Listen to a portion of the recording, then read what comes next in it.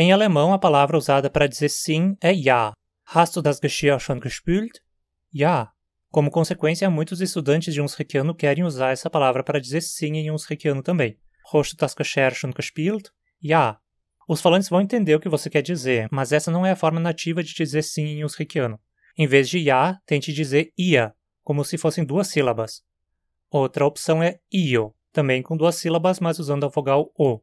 Você também pode dizer yo como uma sílaba, mas usando o em vez de a. Mas yo costuma dar um tom mais enfático, como claro que sim. Hast du das Geschirr schon gespielt? Jo. Em Hunsrückiano, a palavra ja costuma ter mais um sentido de bem, geralmente começando uma frase apenas para dar tempo de pensar numa resposta. Hast du das Geschirr schon gespielt? Ja, noch nicht. Então é isso. Se você quiser soar como um Hunsrückiano, não diga assim usando ja. Use ia ou io. E se inscreva no canal para mais dicas de Hunsrückiano e outras línguas.